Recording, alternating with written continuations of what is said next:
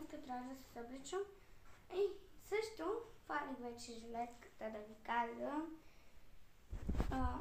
Ето я жилетката, трябва да я прибирам. Първо ви показвам това рокля си купих от Джамбонг. Не знам ние какъв магазин е това. Ама там страхотни неща продават се. И това ми е много хубаво такова. И защо си купих още една рокля за някакъв магазин.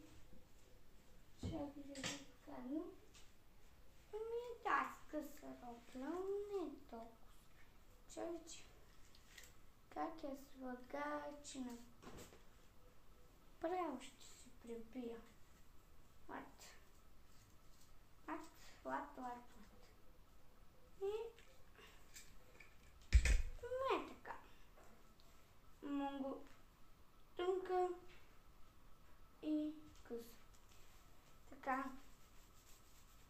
Похожда ми. И така. Още една рокля. Имам чакай да се оправя първо. Жилетката ще направи друг клип за роклите ми, ама може и сега, не знам. Имам дълга работа, ама казвам за бързо ще показвам нещата и за бързо ще ги оправям. Защото изберем, трябва да отивам тогава в Плевен отново да си купя един Шрайнбекс. И имам Шрайнбекс, ама и да си купя фонтен.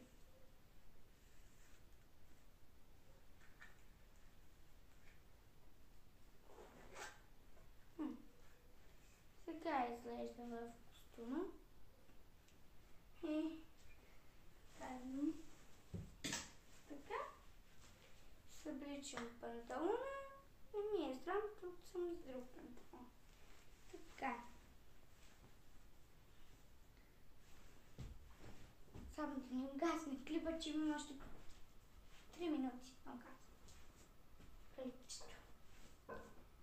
Прибирам си и нещата, че съм след 2 дена на училище и не знам какво да правя. Вече ми писна и не искам да ходя в това училище за 1 час. Прибирам се в няколко часа там за една. И аз съм готова. Това е от мене. Чао, чао!